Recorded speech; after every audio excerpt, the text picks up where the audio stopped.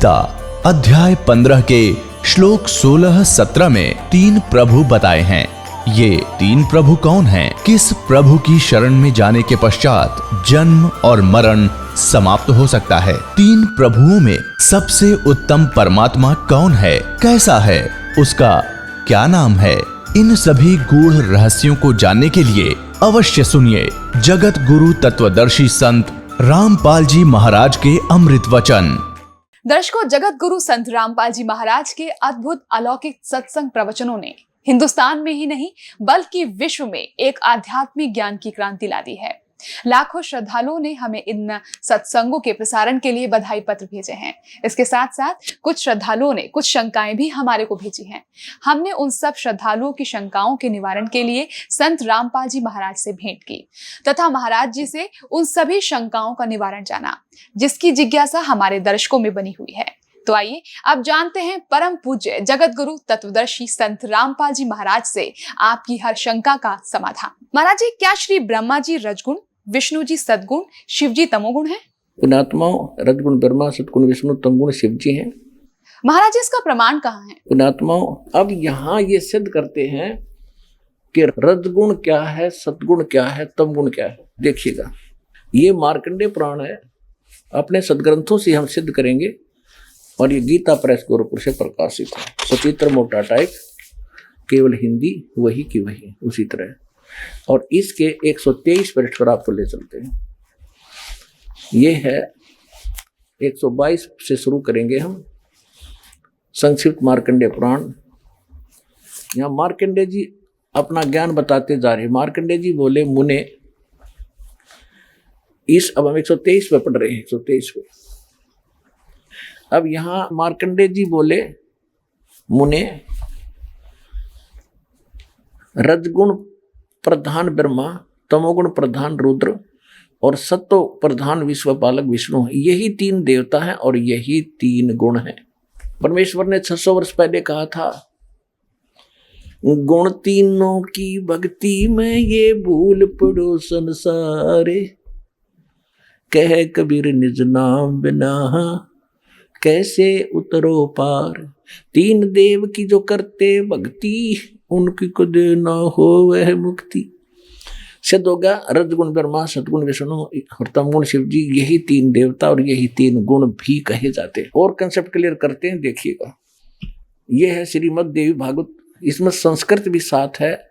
ये है अथ देवी भागवतम सभाष्टीकम समात्यम खेम राशि कृष्ण दास प्रकाशन मुंबई 4। इसके हम आपको तीसरे सेकंड में ले चलते हैं। ये देखिएगा, श्रीमद् देवी भागवते भाषा टीका युक्ते तृतीय स्कंध प्रारंभते। यह देखना, इसके ये प्रश्न नंबर 11 पे तीसरे स्कंद में और अध्याय नंबर 5 का हम श्लोक नंबर 8वां पढ़ेंगे। 7वां समाप्त होता है। हे माता, शंकर भगवान कह रहे हैं, हे माता, यदि हमारे ऊपर सदा आप दयायुक्त हो तो हमको तमोगुण में किस प्रकार प्रदान किया, ब्रह्मा रजोगुण और हरि सत्वगुण युक्त किए, क्यों किए?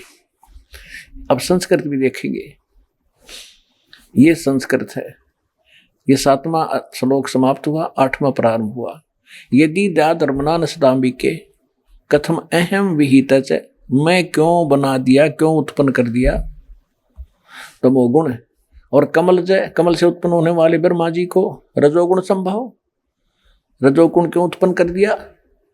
और सुविहित किमु सतोगुणो हरि, विष्णु को आपने सतोगुण क्यों बना दिया। इति सिद्धम रजगुण ब्रह्मा, सतगुण विष्णु, तमगुण शिव जी। और इस गीता प्रेस गोरखपुर से प्रकाशित श्री देवी भागवत के तीसरे स्कंद से और क्लियर कर देते हैं। सुचित्र मोटा टाइप, केवल हिंदी और गीता, इसके संपादक हनुमान प्रसाद पोदार, चिमनलाल गोस्वामी, और ये यहाँ से प्रकाशित है। इसके तीसरे स्कंद पर आपको थोड़ा सा पढ़ाते हैं। 123 पृष्ठ पे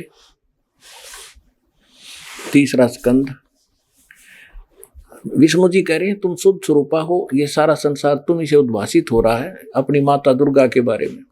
मैं ब्रह्मा और शंकर हम सभी तुम्हारी कृपा से विद्यमान हैं। विष्णु जी कह रहे हमारा आविर्भाव माने जन्म, तिरोभाव माने मृत्यु हुआ करता है।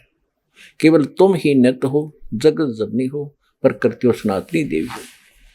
शंकर भगवान बोले देवी यदि महाभाग विष्णु तुमसे उत्पन्न हुए हैं, प्रकट हुए हैं, तो उनके बाद उत्पन्न होने वाले ब्रह्मा भी तुम्हारे पालक हुए। फिर मैं तमोगुण लीला करने वाला तमोगुणी लीला करने वाला शंकर क्या तुम्हारी संतान नहीं हुआ? अर्थात मुझे भी उत्पन्न करने वाली तुम ही हो शिवे। संपूर्ण संसार की सृष्टि करने में तुम बड़ी चतुर हो। इस संसार की सृष्टि स्थिति और संहार में तुम्हारे गुण सदा समर्थ हैं। उन्हीं तीनों गुणों से उत्पन्न हम ब्रह्मा विष्णु एवं शंकर, रजगुण ब्रह्मा, सदगुण विष्णु, तमगुण शिव जी नियमानुसार कार्य में तत्पर रहते हैं। देवी भागवत के इस चंद पंक्तियों ने 4 कंसेप्ट क्लियर कर दिए। ब्रह्मा विष्णु महेश नासवान है, प्रकृति दुर्गा को कहते हैं, और ये तीनों इसके पुत्र हैं। रजगुण ब्रह्मा, सतगुण विष्णु, तमगुण शिव जी हैं।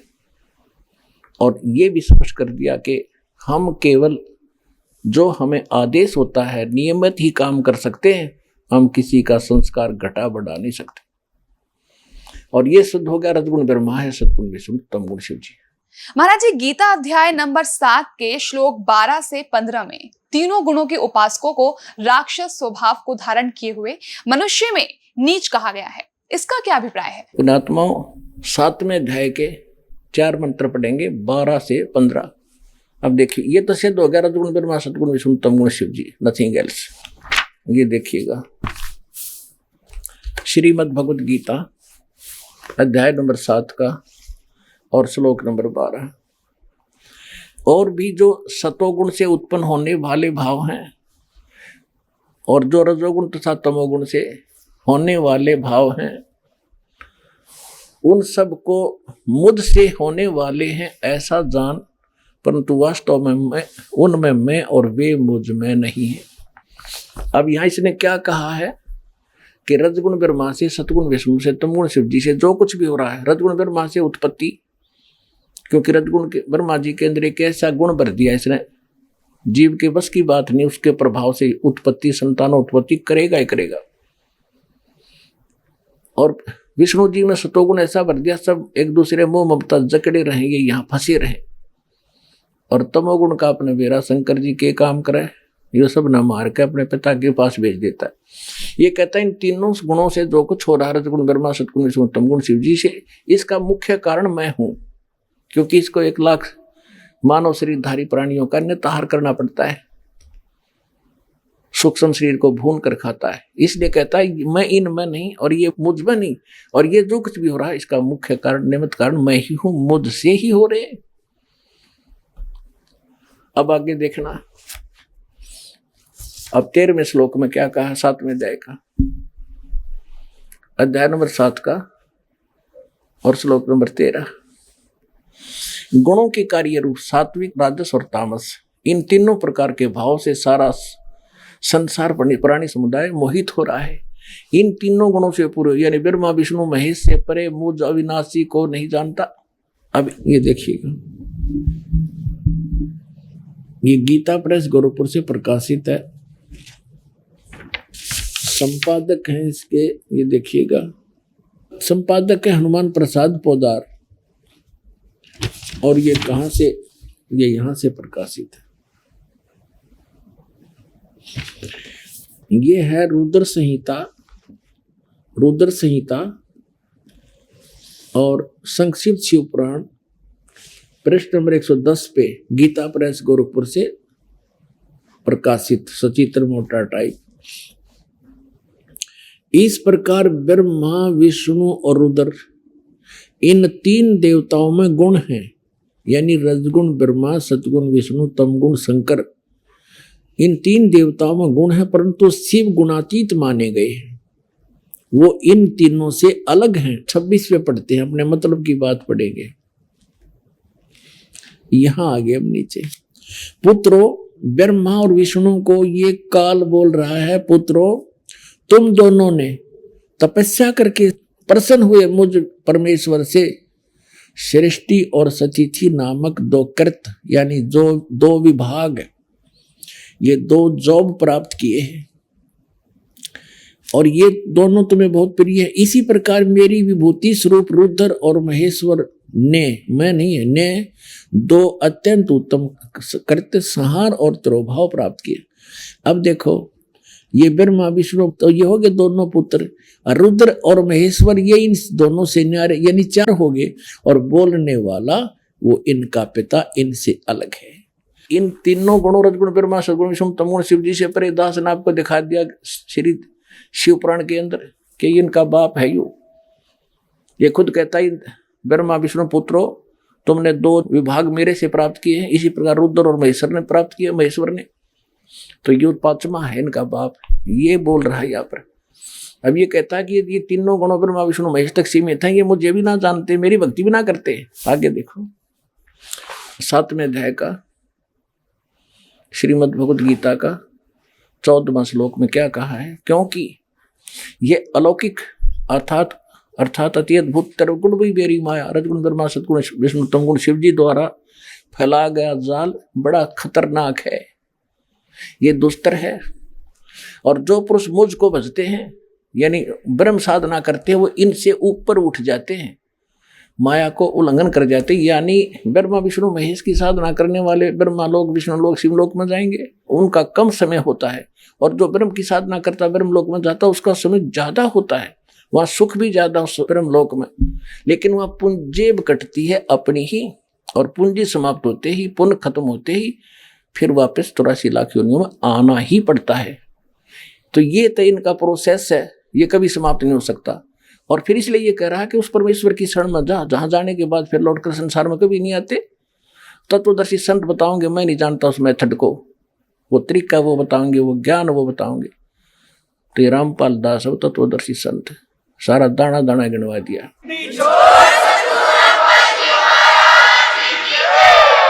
अब ये कह रहा है कि जो इनको छोड़कर ब्रह्मा विष्णु महेश को छोड़कर मेरी साधना करते हैं, इस माया ब्रह्मा विष्णु महेश से ऊपर उठ जाते हैं। जैसे मार्कंडेय ऋषि बंगाल की खाड़ी में तपस्या कर रहा था, वो नाम का जाप जपाया था। जब इंद्र उसके पास गया तो उसने यही कहा था कि इंद्र ये इंद्र की पदवी छोड़ दे और अब मैं बताऊंगा साधना, ब्रह्मलोक की साधना कर ले। तो कहते एक आधा व्यक्ति मेरी साधना भी ना करते, अगर मेरी साधना करे तो इन ब्रह्मा विष्णु महेश वाले सुख से ज्यादा लाभ मिल जाए।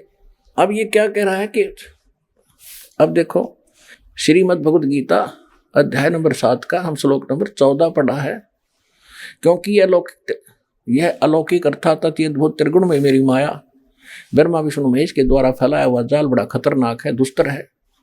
जो पुरुष मुझको यानी ब्रह्म की साधना करते हैं इनसे ऊपर उठ जाते हैं, तर जाते हैं। 15वें श्लोक में कहा कि माया के द्वारा जिनका ज्ञान हरा जा चुका है, ओए जो ब्रह्मा विष्णु महेश से ऊपर किसी की जिसकी बुद्धि उठती नहीं, वहीं तक सीमित है जिनका ज्ञान वो असुर स्वभाव राक्षस स्वभाव को धारण किए हुए मनुष्यों में नीच और दूषित कर्म करने वाले मूढ़ लोग मूर्ख मुझको नहीं भजते। पुण्यात्माओं, इस गीता की पढ़न मात्र से मोक्ष बताया करते, इसमें लिखे मात्र कराएंगे जब होगा मोक्ष तय।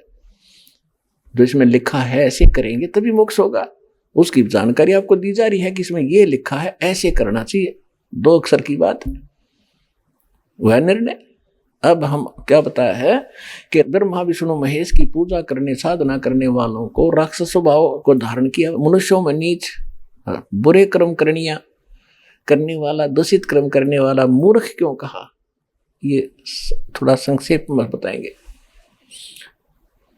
जैसे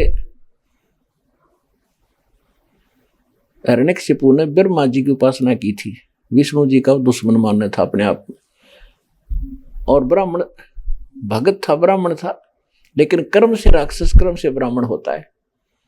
कहते हैं हिरण्याकुश छाती तड़वाई और ब्राह्मण बना और कर्म कसाई। ब्रह्मा जी की भक्ति करी, वरदान पा लिया, सुबह मरू ना शाम मरू फलान मरू ना दकड़ मरू। अपने पुत्र प्रहलाद का दुश्मन हो गया, वो भगवान की भक्ति करता था, अंत में राक्षस कहलाया और कुत्ते वाली मौत मारा गया। पाड़ के फेंक दिया उसको पेट से, तो हुआ रजगुण का उपासक राक्षस कहलाया और कुत्ते वाली मौत मरा।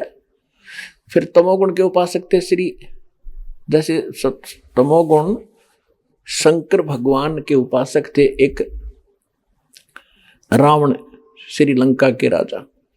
और रावण जैसी भक्ति थे शिव के उपासक 7 जन्म नहीं कर सकते, चले यहां से काट के समर्पित कर दिया अपने देव के चरणों में। वर्क डन ये भगवान दे सकते हैं, उसका शरीर फिर दे दिया न्यू का न्यू, क्योंकि उसके सांस शेष थे, आयु शेष थी। ये आयु नहीं बढ़ा सकते, आयु केवल कबीर परमात्मा बढ़ा सकते हैं, परम अक्षर ब्रह्म बढ़ा सकते हैं। इससे खुश होकर शंकर भगवान ने उसको रिद्धि सिद्धि दे दी, फूल गया, राक्षस कहलाया और कुत्ते वाली मौत मारा गया। ये सर्वविदित है। कैसी बुद्धि भ्रष्ट हुई इसकी, पराई स्त्री को उठा लिया, शर्म नहीं आया सूरवीर होकर पराई स्त्री को उठावे। और फिर कैसे उसकी दुर्गति को प्राप्त हुआ, तो राक्षस था, 100 जोटियां का मांस खा जाया करता, 100 दारू के मटके, शराब के मटके पिया करता, खाकता फिर वो। तो कहते हैं तीनों गुणों की जो पूजा करते हैं उनकी बुद्धि ठिकाना आ ही नहीं सकती, वो राक्षस स्वभाव को धारण किए मनुष्यों में नीच दूषित कर्म करने वाले मूर्ख है।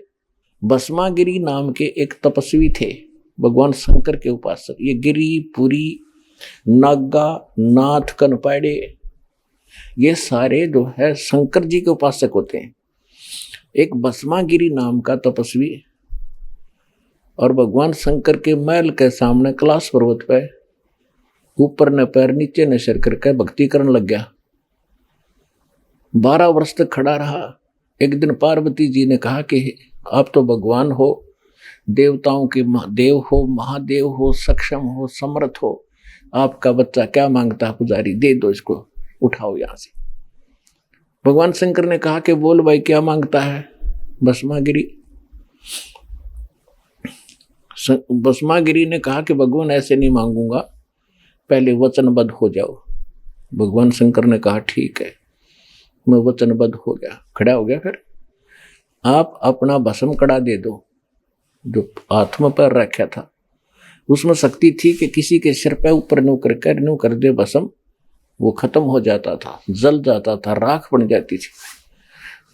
और भस्मागिरी के मन में क्या दोष था, भगवान शंकर का उपासक, कि भस्म कड़ा प्राप्त करके और पार्वती पे आसक्त था वो। पार्वती ने पत्नी बनाऊंगा और इस शंकर न मारूंगा। और इसको अमंतर्यामी कहा करते शंकर भगवान ने।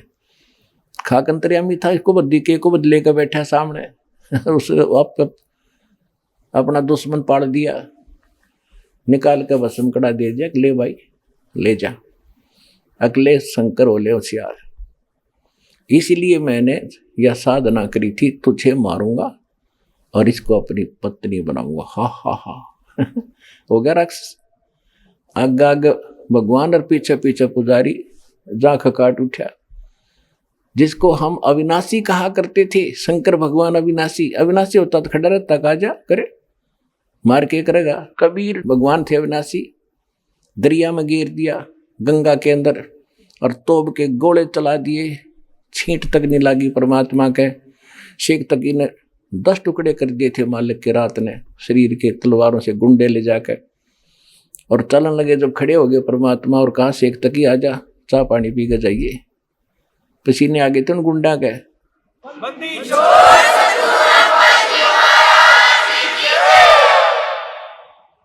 तो शंकर भगवान आगे आगे और उसका पुजारी पीछे पीछे, जा खखाट उठा, टैर बाजता जा शंकर भगवान का।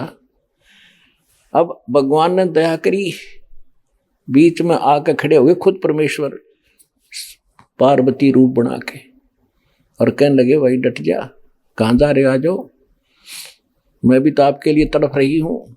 खड़ा हो गया जब मूर्ख, और कहा कि शंकर भगवान तो 100 किलोमीटर दूर डटेगा नहीं, तू चिंता ना करे। वो खड़े हो गए तो पार्वती कहने लगी कि मुझे डांस करके दिखा। पार्वती रूप में परमात्मा थे। तो उसने कहा देखो मैं तो तपस्वी आदमी, मैंने डांस करना नहीं आता। पार्वती रूप में भगवान बोले ला मैं सिखाती हूँ, इस पैर को आगे कर, इसको पीछे कर, डर डर डर डर, फिर इसने ऊपर कर, इसने नीचे करे। जब वो सरपा आ गया और कर ऊपर, जिस हाथ में कड़ा ले रहा था ना वो सरपा आ गया उस पोड़ी बूझ के। जब कह दिया भस्म, और भस्मा गिरी, वहां खत्म हुआ। उसके बाद वो भस्मा असुर कहलाया, भस्मासुर राक्षस। जब वो कड़ा लेकर शंकर भगवान के आगे प्रकट हुए परमात्मा विष्णु रूप धारण करके, शंकर जी बोले विष्णु जी भाग ले, बात बिगड़गी। परमात्मा बोले क्या हो गया भाई, कैसे ऐसे उसने जुल्म कर दिया, मेरे साथ धोखा कर दिया। कोई बात नहीं, उसको मैंने मार दिया है। अगर नहीं ऐसे कैसे मार दिया, वो तो मरने वाला था, उसके पास तो कड़ा है कि ये कड़ा ले तेरा। कैसे लाए, तब रुके जब कड़ा देख लिया कि कैसे लाए, कि नो ना पूछा कैसे लाए, तू चल वापस, आप चलो। जब उस भस्मागिरी की राख देख ली ना, जब शंकर भगवान के दिल की वो पल्स ठीक हुए और धड़कन ठीक हुई, तो पुण्यात्माओं हम कान डड़े डुआ रखे थे मूर्खा न मारे। और परमात्मा कहा करते, तीन देव की तो करते भक्ति, उनकी कदे ना हो भक्ति। अब विष्णु भगवान की और कथा सुना दूं। एक बार कुंभ का पर्व हुआ हर की पैड़ी हरिद्वार में, और जहां ये कुंभ का पर्व होता है, इनकी दंत कथा लोक वेद मनमाना आचरण है वैसे तो ये सारे के सारे अपने अपने ग्रुप में इकट्ठे हो जाते हैं। पुरी अलग, गिरी अलग, नागा नारे, वैष्णो अलग से, नाथ नारे, कनपाड़े अलग से। तो ऐसे ही उस दिन नागा अपने ग्रुप में, विष्णु अपने, वैष्णो अपने, विष्णु के उपासक वैष्णो कहलाते। और सभी जिस दिन वो पर भी लगनी थी, स्नान करना था, सबसे पहले नागा पहुंच गए हर की पैड़ियों पे। 10-15 हजार थे वे। पीछे से वैष्णो साधु का ग्रुप आ गया, विष्णु जी के उपासक सतोगुण के। उन्होंने नागाओं से कहा कि नागाओं, जो शिव के उपासक थे तमोगुण के, कि तुम पहले स्नान नहीं करोगे, हम सर्वश्रेष्ठ हैं, विष्णु जी के उपासक हैं, हम प्रथम स्नान करेंगे। नागा कहने लगे नहीं, हम सर्वश्रेष्ठ हैं, हम त्यागी और बैरागी, हम वस्त्र भी नहीं रखते तन पे, हम प्रथम स्नान करेंगे। तो वैष्णो साधुओं ने अब शब्द बोल दिए उनको कि तुम काहे के श्रेष्ठ हो, पशु की तरह नंगे फिरते हो, टट्टी के हाथ भी नहीं धोते, शर्ट फिरडो, राख लपेटे रहते हो शरीर के ऊपर, आज तुम स्नान करने वाले होगे, प्रथम हम स्नान करेंगे। इसी बात पर उनका झगड़ा हो गया, कत्लेआम कर डाला उन्हें। 25,000 वो शिव, ये त्रिगुण उपासक, ये ब्रह्मा विष्णु महेश के उपासक कट कर मर गए, कत्लेआम कर दिया 25,000। गंगा का पानी लाल कर दिया, वहां 100 बहा दी। तो सूक्ष्म वेद में कहा कि तीर तुपक तलवार कटारी, ओहे तीर तुपक तलवार कटारी, ये दर दर जोर बधावे हैं, और हर पैड़ी हर हेत ना जाना, वहां जाते एक जलावे हैं। ओहे देखो, कहते हर की पैड़ी कहो, भगवान का घाट स्थान बताते हो, और भगवान के घाट पर तुमने कत्लेआम कर दिया, तुम अकल है तुम्हारे अंदर? हर पैड़ी हर हेत नहीं जाना, भगवान में प्रेम नहीं तुम्हारा, और वहां जा तेग चलावे हैं और काटे शीस नहीं दिल करुणा। करुणा माने दया दुष्टों के, और ये जग में साधकवावे हैं, और जो जन इनके दर्शन भी करने जावे, उन नबियों पाठ पढ़ावे हैं, उनको भी नरक पठावे। तो पुण्यात्माओं, इसलिए गीता अध्याय नंबर 7 के श्लोक नंबर 12 से लेकर 15 में कहा कि इन तीनों गुणों की जो पूजा करते हैं, ये राक्षस स्वभाव को धारण किए हुए मनुष्यों में नीच तुषित कर्म करने वाले मूर्ख कहलाए हैं। 4 गाली इकट्ठी दे रखी गीता जी में, और वहां इतना चौड़ा रास्ता था हर की पैड़ी पे, और बैठ के एक देखो, हम वैसे स्वाभाविक व्यक्ति भी कहीं स्नान कर रहा हो और कोई व्यक्ति आजा पाछे तक, मैं भी नहा लो, आजो आप भी नहा लो। आम आदमी से गिरा हुआ चरित्र इन लोगों का, और इनको साधु संत कहते हैं। तो इन तीनों गुणों के उपासक कहते राक्षस स्वभाव को धारण किए मनुष्यों में नीच दूषित कर्म करने वाले मूर्ख। तो इस प्रकार इनको 4 उपमा दी है। और पुण्यात्मा थारा तो भाग जा गया, अपना कल्याण करवा लो।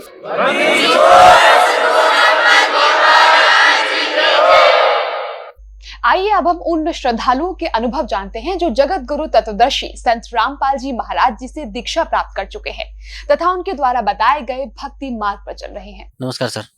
सत्य साहेब जी। क्या शुभ नाम है जी आपका? मेरा नाम अनिल प्रसाद सिंह अर्थात भक्त अनिल दास है। कहाँ से आए हैं सर? मैं कपूरथला कैंट पंजाब से आया हूँ। सर क्या काम करते हैं आप? मैं केंद्रीय विद्यालय कपूरथला कैंट में वर्तमान में वाइस प्रिंसिपल ग्रेड में पीजीटी फिजिक्स हूँ और मेरी इस पीजीटी फिजिक्स पद पे 20 साल की जॉब है। इस बीच में मैंने नवंबर 2003 से मई 2005 तक जवाहर नवोदय विद्यालय ढलाई त्रिपुरा राज्य में डेपुटेशन पे प्रिंसिपल भी रहा और वर्तमान में मैं पुनः केंद्रीय विद्यालय में वाइस प्रिंसिपल ग्रेड में पीजीटी फिजिक्स पद पे कार्यरत हूँ। सर संत रामपाल जी महाराज की शरण में आने से पहले आप कौन सी भक्ति करते थे? संत रामपाल जी महाराज के शरण में मैं 27 मार्च 2004 को आया था और उसके पहले 98 से 2004 तक मैं संत आसाराम जी का शिष्य था और उन्होंने जो दीक्षा दी थी तो पूरे पंडाल में माइक पे 5-7 मंत्र बोलते थे। ओम नमः शिवाय, ओम नमः भगवते वासुदेवाय, हरिओम तत्सत, ओम ऐम नमः, ऐसे गायत्री मंत्र भी, ओम भूर्भुवः स्वः तत्सवितुर्वरेण्यं भर्गो देवस्य, ऐसे जो पूरा मंत्र है ऐसे और 5-7 मंत्र बोल देते थे और वो कहते थे कि इनमें से आपको जो मंत्र अच्छा लगता है, जो आपके इष्ट देव हैं वो मंत्र चुन लीजिए। तो उसके पहले मैं शिव जी को मानता था कि वही सर्वशक्तिमान भगवान है, मुझे कुछ ज्ञान था ही नहीं। तो मैंने ओम नमः शिवाय मंत्र चुन लिया था और मुझे ओम नमः शिवाय मंत्र सेलेक्ट कर लिया तो मेरा वही मंत्र हो गया। और बाद में उसके बाद एक मंत्र वो और देते थे, सोहम, और वो जाप करने की विधि ये बताते थे कि सांस बाहर जाए तो सो और सांस अंदर आवे तो अहम बोलना है। और इसका वो लाभ ये बताते थे कि इस मंत्र के जाप करने से परमात्मा प्राप्ति जल्दी हो जाती है, शीघ्रता से हो जाती है। तो मुझे ये समझ में नहीं आता था कि जो ओम नमः शिवाय मंत्र जाप रहे हैं, शिव जी हमारे इष्ट हैं, तो फिर दूसरे मंत्र से शीघ्रता से क्यों आ जाती है। तो चूंकि बुद्धि नहीं थी तो मैं इस पे साइलेंट था, लेकिन ऐसे जो भक्ति बताते थे वो करता था। साथ में वो मौन मंदिर बना रखे हैं अपने आश्रमों में। तो मैं उस समय मैं राजस्थान में था, कांकरोली जिला में, तो वहाँ पे एक आश्रम था उनका। तो उस आश्रम में जाके मैं मौन भी धारण करता 24 घंटे का, 1 सप्ताह का ऐसे। और उसके बाद वो 24 एकादशी का व्रत भी बताते थे और जितने भी 4 रात्रि जागरण होते हैं, जन्माष्टमी, कृष्णाष्टमी, रामनवमी और इस तरह से, और जो 4 बताते थे वो सारा करता था। साथ में जो गणेश पूजा आ जाता था तो वो भी करते थे, नवरात्रि का पाठ भी करते थे, और जो कन्याएं होती थी छोटी छोटी अविवाहित, तो उनकी पूजा भी वो बताते थे, वो सारे करता था। इन सभी क्रियाओं को उसके बाद वो जितने भी उनके आश्रम से पुस्तक निकलती थी, जितनी भी कैसेट्स निकलती थी, वो सबको मैं ध्यान से सुनता था। सारे पुस्तकों को मैं ध्यान से पढ़ता था ताकि कोई भी नई चीज़ आ जाए तो मैं इनको क्रियान्वित करूं। वो बताते थे चतुर्मास में जमीन पे नहीं सोना, पलंग पे नहीं सोना चाहिए, जमीन पे सोना चाहिए, तो मैं जमीन पे सोता था। काले कपड़े नहीं पहनना चाहिए चतुर्मास में, तो मैंने काले कपड़े छोड़ दी।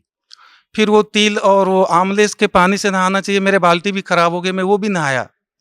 लेकिन इन सभी क्रियाओं को करते करते मुझे कोई भी आध्यात्मिक लाभ तो बहुत दूर की कौड़ी थी। मुझे कोई शारीरिक में जो शरीर में कष्ट और शुरू हो गए और लाभ कुछ भी नहीं हुआ। जैसे मेरे घुटने में दर्द शुरू हो गए, मुझे सर्वाइकल हो गया, मुझे डिस्क की प्रॉब्लम हो गई, और सबसे बड़ी बात जो मेरे पेट काफ़ी खराब रहता था, इंडाइजेशन की प्रॉब्लम रहती थी। मैं उनका इतना भक्ति भी करता था, सुबह शाम, और सारे मंत्र जाप करना, सब कुछ करना, और मैं 1,000-1,500 रुपये महीने की आयुर्वेदिक दवाइयाँ खाता था और फिर भी मुझे कोई राहत नहीं होती थी। और चूँकि ज्ञान नहीं था तो मुझे उनकी भक्ति से कोई शिकायत भी नहीं थी।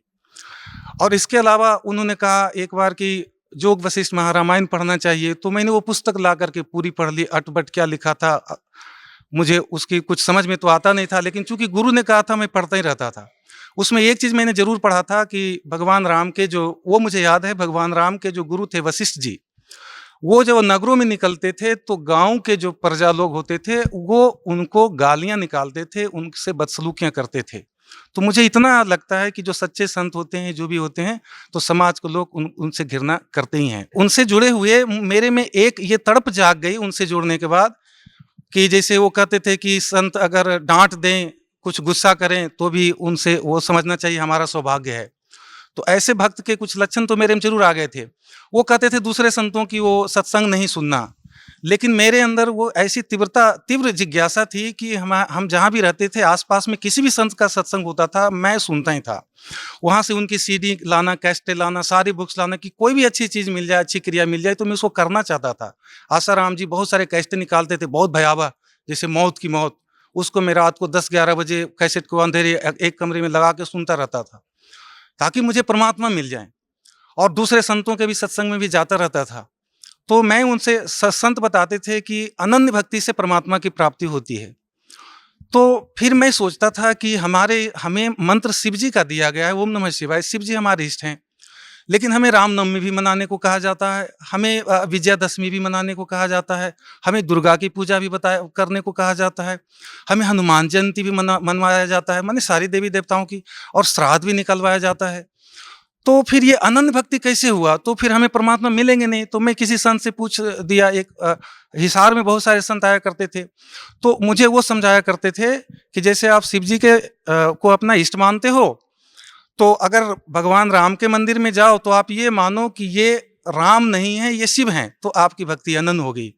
लेकिन मुझे ये नहीं समझ में आया ही नहीं, मैं संतुष्टि मुझे नहीं हुई कि राम की मूर्ति और शिव कैसे हो सकते हैं। तो फिर ये मुझे संतुष्टि नहीं होती। फिर ये सत्संग में जो सभी संतों के पास मैं जाता था तो वो बताते थे कि ब्रह्मा विष्णु महेश त्रिदेव हैं, और परमात्मा के भी जिक्र करते थे कि परमात्मा हमारे रक्षक हैं, सब सृष्टि रचनहार हैं, परमात्मा कोई और हैं। तो मैं उनसे सवाल करता था कि जब ब्रह्मा विष्णु महेश अगर देव की संज्ञा में आते हैं तो परमात्मा कौन है? तो ये संत हमें बताते थे कि फिर तो आपको उपनिषद का ज्ञान देना पड़ेगा। तो ऐसे यहाँ से कहीं भी एक तरफ ये सुनाते थे कि ब्रह्मा जी, विष्णु जी और शिव जी अमर हैं, दूसरी तरफ इन्हीं की कथाओं में सुनाते थे कि ब्रह्मा जी की आयु 100 वर्ष है। तो मेरी समझ में नहीं आता था कि जब ये अमर हैं तो फिर इनकी आयु 100 वर्ष ही है, तो 100 वर्ष तो फिर ये अमर कैसे हुए? फिर मैं चूंकि मैं शास्त्रों को भी पढ़ता था, मैंने शिव पुराण और ये विष्णु पुराण, ब्रह्मा पुराण ये सब पढ़ा। तो शिव पुराण में शुरू में पढ़ता था तो उसमें ये मैंने पढ़ा, मुझे समझ में आता था बंदी छोड़ सतगुरु रामपाल जी के शरण में आने से पहले कि ब्रह्मा और विष्णु की उत्पत्ति शिव से हुई। शिव पुराण पढ़ने में हमने ये समझ में आया। और जो विष्णु पुराण पढ़ा मैंने तो उसमें विष्णु जी से शिव जी और ब्रह्मा जी की उत्पत्ति हुई। तो हिसार में एक दीन दयालु जी जो संत हैं उनका भी सत्संग यहाँ खूब हुआ करता था, मैं वहाँ भी सुनने जाता था। उनसे मैंने पूछा कि शिव पुराण में ब्रह्मा और विष्णु की उत्पत्ति शिव से लिखी गई है और विष्णु पुराण में विष्णु से शिव जी और ब्रह्मा जी की उत्पत्ति लिखी हुई, ये कैसे संभव है? तो बहुत गुस्से हो गए कि तुम कुछ नहीं जानते हो और तुम नास्तिक हो और तुम ऐसे सवाल करते हो। और फिर कहा, बाद में मैं चुपचाप रहा क्योंकि हमें बताया गया था कि संत अगर डांटते भी तो उसमें भगत का कल्याण समझना चाहिए। तो इस भाव से मैं चुपचाप ऐसे रह गया कि मैं तो अज्ञानी हूँ। तो फिर बाद में उन्होंने कहा कि ऐसा है कि किसी कल्प में शिव रूप में परमात्मा आते हैं और सभी को उत्पत्ति करते हैं और ऐसे ऐसे होता है। लेकिन ये मुझे संतुष्टि यहाँ से नहीं मिली थी। इस बंदी छोड़ सतगुरु रामपाल जी के शरण में आने से पहले हमें कोई भी आध्यात्मिक संतुष्टि नहीं मिली, शारीरिक कष्ट दूर नहीं हुए। और मैं चूंकि पीजीटी फिजिक्स था और प्लस 1 प्लस 2 को मैं फिजिक्स पढ़ाता था, और सभी लोग जानते हैं जो शिक्षा से जुड़े हुए हैं, फिजिक्स टीचर बहुत ट्यूशन कमाते हैं, माने 1-2 लाख रुपए महीने का वो ट्यूशन से कमा लेते हैं सैलरी के अलावा। 50,000 तो बहुत मामूली रकम होता है उनके लिए। तो उन दोनों मुझे लगता था कि मैं ज़्यादा से ज़्यादा ट्यूशन कमाऊँ, मुझे ध्यान उधर ही रहता था। लेकिन जब मैं बंदी छोड़ सतगुरु रामपाल के शरण में आया तो मुझे उधर से माया से बिल्कुल मन हट गया। संत रामपाल जी महाराज की शरण में आने से पहले आप संत आसाराम जी महाराज से जुड़े हुए थे, और भी आप बता रहे थे कि भाई बहुत से संतों के पास गया, अपने प्रश्नों का हल ढूंढा। तो इस सिलसिले में आप और किन किन संतों से मिले? इस सिलसिले में मैं एक नाम तो मुझे याद नहीं है, आर्य समाज के एक से जुड़े हुए एक संत थे, तो उनका मैंने एक सत्संग सुना था कि राम जो जपते हैं तो जब प्रलय होता है तो राम में 2 अक्षर हैं, रा और म, नष्ट हो जाता है ये। लेकिन जो ओम अक्षर है वो अविनाशी है और ओम की साधना करने से उसका मोक्ष होता है, वो जन्म मृत्यु से रहित होता है। तो इस बीच में अवधेशानंद जी का भी सत्संग हिसार में बार बार हुआ करता था। उन दिनों में 2004 से पहले तक उस तक मैं हिसार में मेरी पोस्टिंग थी। 2003 के जनवरी फरवरी या मार्च में हमने, चूंकि उन दिनों जब मैं उनसे जुड़ा हुआ था तो सभी संतों का सत्संग भी सुनता था, और टीवी चैनल पे जितने भी संतों के सत्संग आते थे, जितना मुझे समय मिलता था मैं खूब सुनता रहता था। और किसी दिन छुट्टी होती थी तो लाइव सत्संग जो संतों के आते थे वो मैं बैठ जाता था। एक दिन शाम को मैं चैनल को छेड़ते छेड़ते मैं ऐसे चैनल लग गया जो बंदी छोड़ सतगुरु रामपाल जी महाराज जी का उस पर सत्संग आ रहा था। तो ये गीता जी को खोल के वहाँ से अनुवाद बता रहे थे, और उसके पहले मैंने जो सत्संग जितने भी सुने थे वो कहानी टाइप के सुनाते थे, कोई पुस्तक का आधार नहीं था। तो पहले तो मेरी ये प्रतिक्रिया रही कि ये कैसे संत हैं, ये तो पुस्तक देख के सुना रहे हैं। चूँकि मैं टीचर था, मैं बिना पुस्तक पढ़े देखे ही फिजिक्स को क्लास में पढ़ाता हूँ, +1 +2 का पढ़ाता था। तो फिर भी चूँकि मुझे सत्संग सुनने की आदत थी तो मैं ध्यान से सुनने लगा। तो बंदी छोड़ सतगुरु रामपाल जी उस समय एक श्लोक, गीता जी के एक श्लोक सुना रहे थे, पढ़ के बता रहे थे गीता जी को, गोरखपुर से जो प्रकाशित है। और उसमें ये बता रहे थे, वो पढ़ के सुना रहे थे कि रजगुण, तमगुण और सतगुण प्रकृति से उत्पन्न तीनों गुण जीवात्मा को शरीर में बांधते हैं, अर्थात उनको बंधन में रखते हैं, मोक्ष मुक्त नहीं होने देते।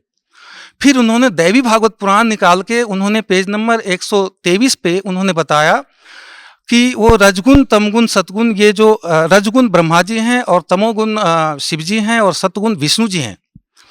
और बाद में मार्कंडेय पुराण के 123 नंबर पृष्ठ पे भी उन्होंने बताया कि रजोगुण प्रधान ब्रह्मा जी हैं, सतोगुण प्रधान विष्णु जी हैं और तमोगुण प्रधान शिव जी हैं।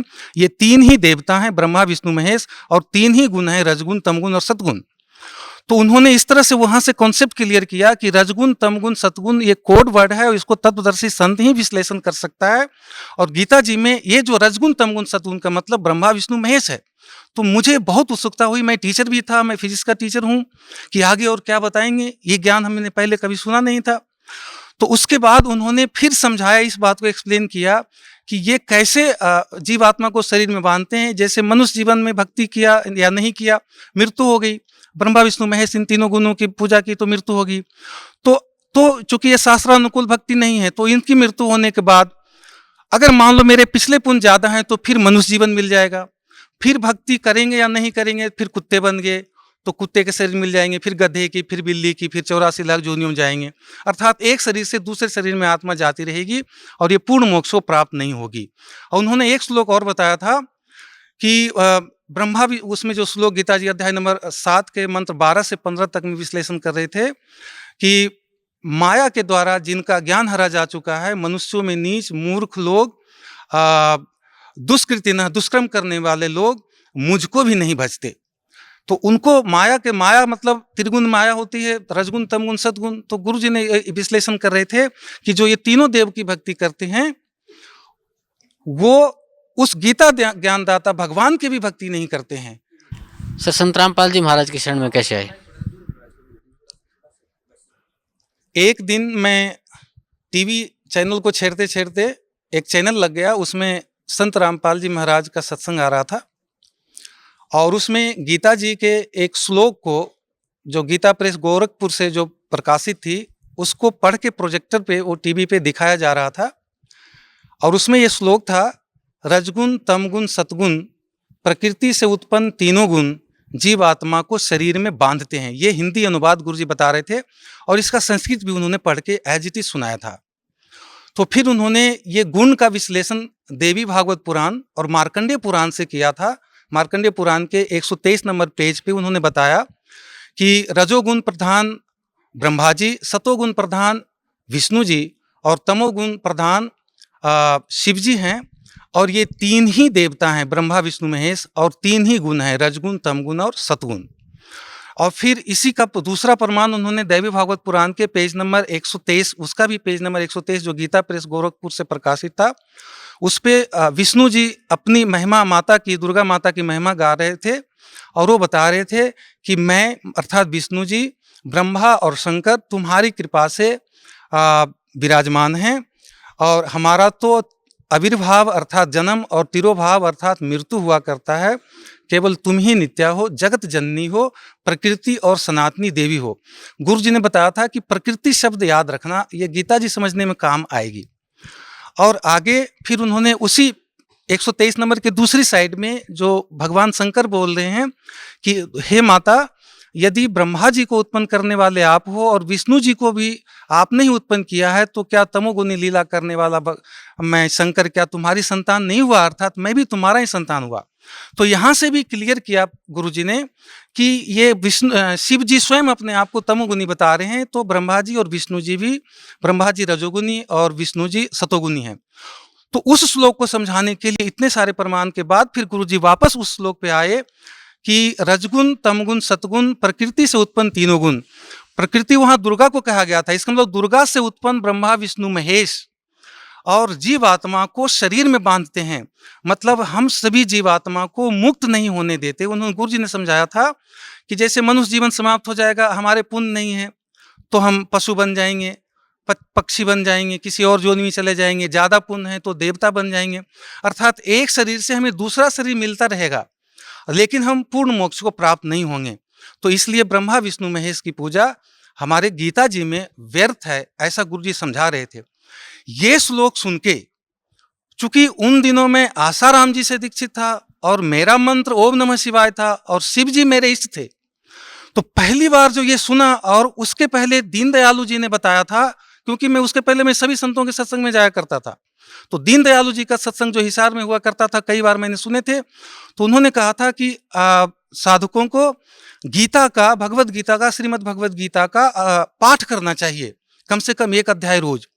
तो मैं कई वर्षों से वो श्रीमद् भगवत गीता का पाठ करता था, हिंदी, और उसमें सारे श्लोक पढ़ते थे, लेकिन गुरु बिन काहु न पाया ज्ञाना, तो बिना गुरु के हमें कुछ वो समझ में नहीं आता था। मैं ये सोचता था कि ये जो गालियां ऐसी लिखी गई है साधकों के लिए गीता जी में, जैसे मूढ़, मनुष्यों में नीच, दूषित कर्म करने वाले, आसुर स्वभाव को प्राप्त पानी, मुझको भी नहीं भजते हैं और इन देवी देवताओं को भजते रहते हैं, तो मुझे लगता था कि मैं तो मंत्र जप रहा हूँ, तो ये मेरे लिए नहीं है, ये तो उन लोगों के लिए है जो भगवान की भक्ति नहीं करते। लेकिन बाद में पता चला कि जो इन तीनों देवताओं की भक्ति करते, बंदी छोड़ सदगुरु रामपाल जी महाराज की कृपा से पता चला कि ये उनके लिए बात थी। तो मैं, चूंकि उसके पहले शिव जी का भक्त था, शिव जी मेरे इष्ट देव थे और ओम नमः शिवाय मंत्र जापता था, और जो गुरु जी ने ये समझाया कि इन देवताओं की पूजा करने वाले को मोक्ष नहीं होते और इनको राक्षस स्वभाव को कहा गया है, तो मुझे लगा कि मेरा सिर फट जाएगा। मुझे लगा कि ये गीता जी हैं और गीता जी पर मुझे पूरा विश्वास था, क्योंकि मैं बिहार स्टेट से बिलोंग करता हूं, और मेरे गांव में जो कोई मरता था व्यक्ति, तो मरते हुए व्यक्ति को मैं ये सुनता था, बचपन में भी देखा था कि उनको गीता जी का कोई श्लोक पढ़ के सुना दो, ऐसा कि उससे उसकी मुक्ति हो जाएगी। तो उस दृष्टि से भी, और इधर कई वर्षों से मैं गीता जी का पाठ करता था, तो इससे गीता जी के श्लोक पे और गीता जी पे जो ग्रंथ हैं उस पे मुझे पूरा विश्वास था। तो गुरु जी ने जो भी समझाया और वहाँ श्लोक उन्होंने दिखाया, मुझे पूरा विश्वास हो गया कि ये बात बिल्कुल सच्ची है। लेकिन मेरी बुद्धि इतनी काम नहीं करी कि इस संत जी का एड्रेस ढूंढना चाहिए, इनके पास जाना चाहिए, इनका कल्याण करवाना चाहिए। लेकिन उस भक्ति की जो पहले कर रहा था मैं छोड़ भी नहीं पा रहा था, इनको ढूंढने की मेरी बुद्धि काम नहीं की कि इनको ढूंढना चाहिए था। इस बीच में मेरी जो आर्य समाज के एक संत थे, वो वहाँ हिसार में सत्संग कर रहे थे, तो मैं उनके सत्संग में भी चला गया। वो योगा ज़्यादा सिखाते थे, आसन प्राणायाम आदि, कि शरीर स्वस्थ रहेगा, और थोड़ा बहुत प्रवचन करते थे, ध्यान करवाते थे, ऐसे अटबट बोल करके। और एक बात जो उन्होंने कही थी, जो मेरे दिमाग को फिर वहाँ से झंकृत कर दिया था, कि जब प्रलय होता है तो जो राम जपते हैं, तो राम में 2 अक्षर है, रा और म, वो विलीन हो जाता है, नष्ट हो जाता है, उसके साधक भी विनाश को प्राप्त हो जाते हैं। लेकिन ओम 1 अक्षर है और इसका खंड नहीं होता, और ये प्रलय काल में भी जो इसकी भक्ति करते हैं उसका नाश नहीं होता। तो मेरे दिमाग में और हो गया कि अब ये ओम को बता रहे हैं, राम गलत बता रहे हैं, और वो संत जी तो जो थे बंदी छोड़ रामपाल जी महाराज, उनसे मैं जुड़ा नहीं था। वो ब्रह्मा विष्णु महेश जी की सेवा भी व्यर्थ बता रहे हैं, लेकिन वो प्रमाणित है। तो इस बीच में वो और मेरे सिर दर्द हो गए, मैं और घबराहट में हो गया, मैं क्या करूं ना करूं, किससे पूछूं। तो इसी बीच में अवधेशानंद जी का भी वहाँ सत्संग हिसार में बार बार वहाँ प्रोग्राम लिया जाता है, मैं उनका सत्संग में भी गया। वो भागवत पे कथा करते थे, और उन दिनों में गया था तो श्री राम कथा पहली बार कह रहे थे, वो बीच बीच में बता रहे थे। तो मैं उनसे जाके ये सवाल पूछना चाहा कि कोई तो कहता है कि राम राम जपो, और कोई तो कहता है कि भाई राम में 2 अक्षर हैं, वो खंड हो जाएगा सृष्टि में और प्रलय हो जाएगा, तो 1 अक्षर मंत्र जो अविनाशी है उसका जाप करो। तो आप स्वामी जी आप बताइए कि हमें क्या करना चाहिए। तो मैं दंग रह गया। उनका जो अवधेशानंद जी का रिएक्शन, एक संत कहलाते हैं वो समाज में, आज तो मुझे तत्व ज्ञान हो गया, वो संत कहलाने लायक है नहीं, लेकिन उन दिनों तो मैं उन्हें संत मान रहा था, स्वामी जी मान रहा था। वो बहुत जोर से मेरे ऊपर गुस्सा किए और कहे तुम नास्तिक हो, तुम आर्य समाजी हो, तुम इस तरह के सवाल करते हो। तो मैं बिल्कुल स्टन रह गया कि मैंने क्या गलती करी, मैं तो मूर्ख हूं ही, अज्ञानी हूं ही। उन्होंने ये भी कहा था कि तुम अज्ञानी हो, मूर्ख हो, भ्रमित हो। तो मैंने मेरे मन में सोचा मैं तो भ्रमित हूं, तभी तो संतों के पास आ रहा हूं। और मैं चुपचाप बैठा रहा। और आसाराम जी की बताई हुई वो बात मुझे याद आई कि संत अगर गुस्सा भी करें, डांट भी लगाएं, थप्पड़ भी लगाएं, तो अपना कल्याण समझना चाहिए और उनसे बकवाद नहीं करनी चाहिए, प्रतिवाद नहीं करनी चाहिए। तो वो बात मुझे याद आ गई। मैं चुपचाप ऐसे बैठा रहा हाथ जोड़ करके काफ़ी देर तक। और उनका टीवी पत्रकार लोग इंटरव्यू ले रहे थे। तो थोड़ी देर के बाद उनको शायद लगा कि इसमें भगत के कुछ लक्षण हैं। उन्होंने कहा कि तुम्हारे क्या सवाल थे, आप ऊपर वाले कमरे में आना, मैं वहाँ बताऊँगा। तो मैं थोड़ी देर के बाद ऊपर वाले कमरे में गया। तो फिर ऊपर वाले कमरे में जाकर उन्होंने फिर ये बताया कि ऐसे तो 21 ब्रह्मा, 21 विष्णु हैं, महेश हैं और 21 ब्रह्मांड हैं, लेकिन तुमको वो सब जानने की जरूरत नहीं है। तुम जो भी भक्ति कर रहे हो वो तुमको पूर्ण मोक्ष की प्राप्ति हो जाएगी, जैसे सारी नदियाँ समुद्र में मिल जाती है। लेकिन मेरी जिज्ञासा शांत नहीं हुई। मेरे मन में ये बात आई कि सिर्फ वो नदी समुद्र में मिलती है जाकर के जिसमें पूरा पानी हो, सालों भर पानी रहता हो, और जिस नदी में थोड़े पानी हो तो समुद्र जाने से पहले पहले सूख जाती है, वो नदी तो समुद्र में मिलती नहीं है। तो मुझे उनकी बातों से ये हुआ नहीं। और इस बीच में मेरी पोस्टिंग त्रिपुरा हो गई। मैं वहाँ डेपुटेशन पे प्रिंसिपल बन के चला गया। वहाँ से लगभग साल भर के बाद 2004 मार्च में मैं वापस आ रहा था। मेरी फैमिली हिसार में ही थी। तो बस में जो दिल्ली में मैं आया, दिल्ली में मैं बस में बैठा हुआ, तो पोस्टर में फिर बंदी छोड़ सतगुरु रामपाल जी का एक पोस्टर दिख गया। इनका पोस्टर, ये तो मैं भूल गया था इनकी बातें जो टीवी पे देखे थे, इनके ज्ञान को। और वो सारे संतों से मेरी चर्चा हुई थी उधर जाने के बाद, क्योंकि 8-9 महीना टाइम गुजर गया था। मेरा दिमाग एक बार फिर वो चकरा गया और मेरे मन में ये बात आई कि कोई संत, सभी संत कहते हैं परमात्मा एक है और एक परमात्मा की भक्ति से हमारा मोक्ष होगा। और सभी संत के इष्ट देव अलग अलग, सभी के मंत्र अलग, सभी की साधनाएं अलग, सभी की क्रियाएं अलग। ये सारे संत अगर सच्चे हैं और सभी अलग अलग क्रियाएं साधनाएं बता रहे हैं, तो इन सब को मिलकर के एक निर्णय क्यों नहीं निकाल लेते और हम भक्त समाज को भ्रमित जो करने से बचा लेते। इन सबको चाहिए था कि एक निर्णय निकाल करके और एक रास्ता हमें देते। और ये मेरे दिमाग में आई थी और मैं फिर परेशान हो गया था।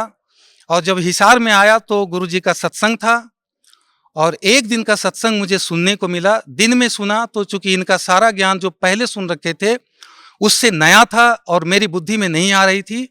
लेकिन शाम को, ये मेरा टर्निंग पॉइंट था लाइफ में, शाम को 27 मार्च 2004 को जब शाम के सत्संग में आया तो उस समय गुरुजी प्रोजेक्टर पे ये बता रहे थे, अनुत्तम का अर्थ बताया उन्होंने। ये तो सभी को पता है, तीसरी क्लास के बालक को भी पता है कि घटिया होता है। और फिर एक शब्द व्रज था संस्कृत का, उसका अर्थ 2 डिक्शनरी से उन्होंने बताया था गुरुजी ने। एक तो आमटे का था, दूसरा मुझे याद नहीं है। और व्रज का उन्होंने अर्थ किया था, दिखाया था डिक्शनरी में, जाना, चलना, प्रगति करना, दूर जाना, देश निकाला होना, प्रस्थान करना, इस तरह के अर्थ बताए थे। मतलब जाना होता है व्रज का अर्थ, गुरुजी ने ये क्लियर किया था।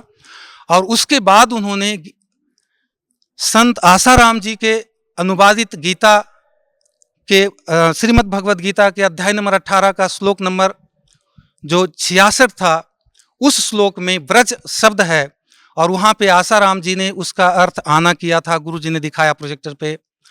और फिर रामसुख दास जी का जो अनुवादित था गीता प्रेस गोरखपुर से जो प्रकाशित श्रीमद् भगवद गीता, उसमें भी व्रज का अर्थ आना किया हुआ था कि मेरी शरण में आ जा। और इस अड़ंगे को सही साबित करने के लिए उन्होंने उतनी मोटी बड़ी पुस्तक थी और उसके लगभग 17 पेज तक व्याख्या कर रखी थी। और उसके बाद उन्होंने सुधांशु जी महाराज की अनुवादित पुस्तक में भी व्रज का अर्थ आना किया हुआ दिखाया गुरु जी ने। जो डॉक्टर सर्वपल्ली राधाकृष्णन बड़े, जो इतने बड़े फिलोसोफर माने जाते हैं, उनके नाम पे पूरा राष्ट्र शिक्षक दिवस मनाता है कि वो बेस्ट टीचर थे, बेस्ट प्रोफेसर थे और एक दार्शनिक थे और बहुत बड़ा विद्वान थे, और उन्होंने भी व्रज का अर्थ आना किया था।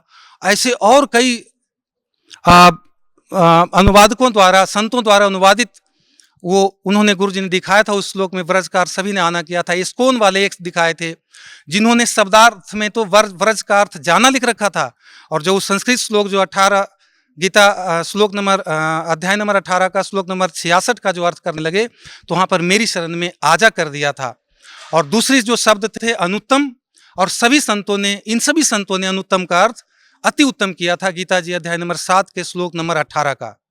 जब ये 2 श्लोक का अनुवाद प्रोजेक्टर पे गुरुजी ने बताया था तो मुझे ऐसा लगा कि इस पृथ्वी पे किसी भी संत के पास कोई भी आध्यात्मिक मार्ग नहीं है, आध्यात्मिक ज्ञान नहीं है। अगर उनके पास आध्यात्मिक ज्ञान होता तो गीता के श्लोकों के अर्थों का वो अनर्थ नहीं करते, और अनुत्तम का अर्थ अति उत्तम होता ही नहीं जो उन्होंने किया है। व्रज का अर्थ जाना है, जिसका अर्थ आना किया है। तो अगर ज्ञान किसी के पास सत्य ज्ञान है तो बंदी छोड़ सतगुरु रामपाल जी महाराज जी के पास है, और पूरे पृथ्वी पे, क्योंकि जगत गुरु भारत ही रहा है, तो भारत से बाहर किसी संत के पास ये ज्ञान हो ही नहीं सकता। और भारत वर्ष में जो वर्तमान में जितने संत हैं सभी से अनुवादित गीता से हमें ये स्पष्ट हो गया था कि किसी के पास कोई ज्ञान नहीं है। और मैं फिर उसी समय मैं नाम गुरु जी से ले लिया था, और मैं इतना सौभाग्यशाली था। आज मैं उस दिन को याद करके मैं भावुक हो जाता हूँ। मैं और मेरा बेटा, जो नाम एक बार भी नाम नहीं जपा, सुभाष था, और एक कोई और बुजुर्ग व्यक्ति थे, सिर्फ 3 व्यक्ति था। 27 मार्च 2004 को हिसार जो पुलिस लाइन में गुरुजी का सत्संग था, आज तो वहाँ कुछ कंस्ट्रक्शन हो गए हैं, और मुझे गोद में लेके पुचकार करके वो कहते थे, बेटा तुम्हारा भाग्य उदय हो गया, परमात्मा तुमसे राजी हो गए, तुम्हें मोक्ष मिलेगा और तुम्हें परमात्मा मिल गए। उन दिनों तो मुझे नहीं समझ में आता था, लेकिन आज मुझे लग रहा है कि सचमुच हमें परमात्मा मिल गए, और मेरा जीवन और मेरा जन्म, मनुष्य जन्म आज मैं सफल हो गया, और मैं धन्य हूँ कि मुझे इनसे जुड़ने का, बंदी छोड़ सतगुरु रामपाल जी महाराज जी से जुड़ने का वो शुभ अवसर 27 मार्च 2004 को प्राप्त हुआ। मेरा जन्म हुआ, वास्तविक रूप में मेरा जन्म हुआ। सर, संत रामपाल जी महाराज से नाम उपदेश लेने के बाद आपको क्या लाभ मिला? संत रामपाल जी के महाराज से नाम लेने के बाद इतने लाभ हुए जिसका वर्णन हम करने लग जाएं तो कई घंटों गुजर जाएगा। जैसे इनसे पहले मेरे घुटने में दर्द थे, मेरे को सर्वाइकल भी हो गया था उन पूजाओं को करते करते। मेरे को पेट की बहुत एक्यूट प्रॉब्लम था, और मैं घी पिछले 8-10 वर्षों से नहीं खाया था, और उस कारण से मेरे शरीर बिल्कुल सूखा सूखा जैसे हो गया था, बिल्कुल बहुत कमज़ोर हो गया था। और इनसे नाम लेने के बाद मैं घी भी खाने लगा, पचने भी लगा। मेरे घुटनों के दर्द, मेरे डिस्क की प्रॉब्लम थी, स्लिप डिस्क की प्रॉब्लम थी, ये सारे ठीक हो गए। और इस तरह से जो मैं पैसों के पीछे दौड़ता था, उनसे, जैसे आसाराम जी से नाम लिया हुआ था तो उन दिनों मेरे अशांति रहती थी अंदर से, सुरक्षा नाम की कोई चीज़ नहीं थी, आत्मिक संतुष्टि नहीं थी। मैं हर संतों के पास दौड़ता था कि वहाँ से कुछ मिल जावे, वहाँ से कुछ मिल जावे, लेकिन फिर भी हमें संतुष्टि नहीं थी। अब इनसे नाम लेने के बाद मुझे संपूर्ण आत्मिक संतुष्टि भी मिली और शारीरिक सुख भी मिला। और सबसे बड़ी बात है कि हमें वो पूर्ण संत, तत्वदर्शी संत मिले, जिसके बारे में गीता जी अध्याय नंबर 4 के श्लोक नंबर 34 में कहा है कि उस तत्वदर्शी संत को दंडवत प्रणाम करो और सरलतापूर्वक प्रश्न पूछो, तब उस परमात्म तत्व को ज्ञान देंगे। और उसको प्राप्त करने के बाद जिसका बारे में गीता जी अध्याय नंबर 15 के श्लोक नंबर 4 में कहा है कि उस तत्वदर्शी संत मिलने के बाद उस परम पद की खोज करनी चाहिए जिसमें गए हुए साधक पुनः लौटकर इस संसार में नहीं आते। तो मुझे वो विधि मिल गई, और मुझे वो संत मिल गए, और मुझे वो परमात्मा मिल गए। सर, भगत समाज को क्या संदेश देना चाहते हैं आप? मैं भगत समाज को यही संदेश देना चाहता हूँ कि मनुष्य जीवन बहुत ही दुर्लभ है। सभी संतों ने मनुष्य जीवन की बहुत महिमा गाई है। सभी ने कहा है कि देवता लोग भी मनुष्य जीवन प्राप्त करने के लिए तरसते हैं। ये तो बंदी छोड़ सतगुरु रामपाल जी के शरण में आने से पहले भी वो अनाड़ी जो संत हैं वो भी ये बात को बताते थे। और हम यहाँ की साधना करके स्वर्ग लोग जाना चाहते थे, ये कितनी बड़ी दुविधा है, हमारी मूर्खता थी, क्योंकि बिना तत्वदर्शी संत के ये अज्ञान हमारा मिट नहीं सकता था। मनुष्य जीवन, देवता भी अगर मनुष्य जीवन लेने के लिए तरसते हैं और मनुष्य जीवन प्राप्त करके अगर हम फिर भी स्वर्गलोक, जो जितने संत, बंदी छोड़ सतगुरु रामपाल जी के अलावे जितने भी संत हैं भारतवर्ष में, वर्तमान में या पहले के, सतयुग से लेकर आज तक, उनकी साधना स्वर्ग से अधिक की नहीं है। स्वर्ग में देवता लोग रहते हैं और देवता लोग मनुष्य जीवन प्राप्त करने के लिए तरसते हैं। तो ये बात उनको समझना चाहिए, सारे भक्त समाज को, कि मनुष्य जीवन प्राप्त करके स्वर्ग प्राप्ति नहीं है। स्वर्ग से आगे रित धामा, जो गीता जी अध्याय नंबर 18 के श्लोक नंबर 62 में बताया गया है, उस शाश्वत स्थान को प्राप्त करने के लिए तत्वदर्शी संत की तलाश चाहिए। और वो तत्वदर्शी संत पूरे पृथ्वी पे, बल्कि 21 ब्रह्मांड में बंदी छोड़ सतगुरु रामपाल जी महाराज जी हैं। इनके अलावे पूरे 21 ब्रह्मांड में, इस पृथ्वी पे, इस भारत भूमि पे कोई संत है नहीं। तो मैं सभी भक्त समाज से ये अपील करना चाहूँगा, हाथ जोड़ के मैं विनम्र निवेदन करना चाहूँगा कि आप इस अनमोल मनुष्य जीवन को शास्त्र विरुद्ध साधना करके बर्बाद ना करें। एक एक सांस की बहुत कीमत है, ये मौका बार बार नहीं मिलता। पृथ्वी पे पूर्ण परमात्मा कबीर देव संत रामपाल जी महाराज के रूप में स्वयं प्रकट हैं। ये तत्वदर्शी संत की भी भूमिका कर रहे हैं। इनके पास शास्त्र प्रमाणित ज्ञान है, इनके पास सारे मंत्र हैं, मोक्ष के कंप्लीट कोर्स हैं। इनसे जुड़ने के बाद आपको शारीरिक सुख मिलेंगे, सांसारिक सुख मिलेंगे, अर्थ, धन, मोक्ष और काम, ये सभी कुछ मिलेगा। पूर्ण मोक्ष को प्राप्त होंगे आप, जिसके बारे में कहा गया है गीता जी अध्याय नंबर 15 के श्लोक नंबर 4 में कि तत्वदर्शी संत मिलने के बाद उस परम पद परमेश्वर की प्राप्ति ढूंढना चाहिए, उस परम पद को ढूंढना चाहिए जिसमें गए हुए साधक लौटकर पुनः इस संसार में नहीं आते। तो आपको वो पद मिलेगा जिसके बारे में गीता जी अध्याय नंबर 18 के श्लोक नंबर 62 में बताया गया है कि उस परमेश्वर की शरण में जाओ, उसके कृपा से तुम्हें परम शांति और शाश्वत स्थान को मिलेगा, को प्राप्त होगे। तो वो परम शांति और शाश्वत स्थान देने वाले तत्वदर्शी संत गीता जी अध्याय नंबर 4 के 34 वाले संत सिर्फ और सिर्फ बंदी छोड़ सतगुरु रामपाल जी महाराज हैं।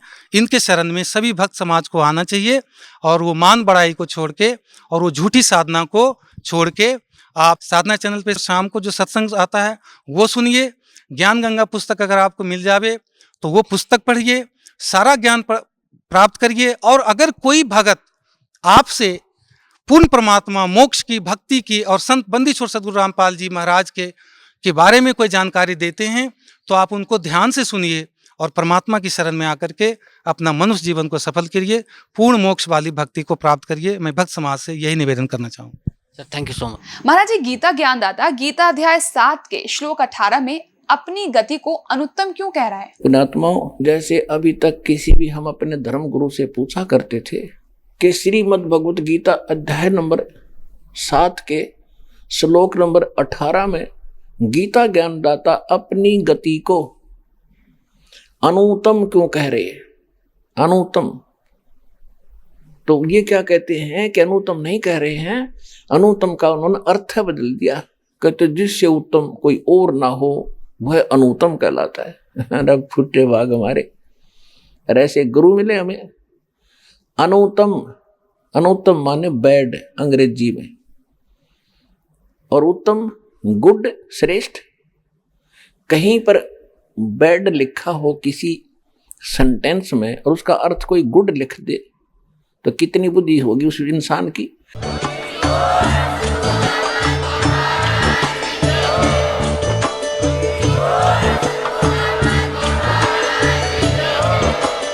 आप सुन रहे थे जगत गुरु तत्वदर्शी संत रामपाल जी महाराज जी के मंगल प्रवचन। अधिक जानकारी के लिए विजिट कीजिए हमारी वेबसाइट www.jagatgururampalji.org। संत रामपाल जी महाराज जी के शुभ आशीर्वाद से पूरे विश्व भर में 500 से भी ज्यादा नाम दीक्षा केंद्र हैं, जिन पर संत रामपाल जी महाराज जी द्वारा ऑनलाइन निशुल्क नाम दीक्षा दी जा रही है। अपने नजदीकी नाम दीक्षा केंद्र का पता करने के लिए संपर्क करें 8222880541।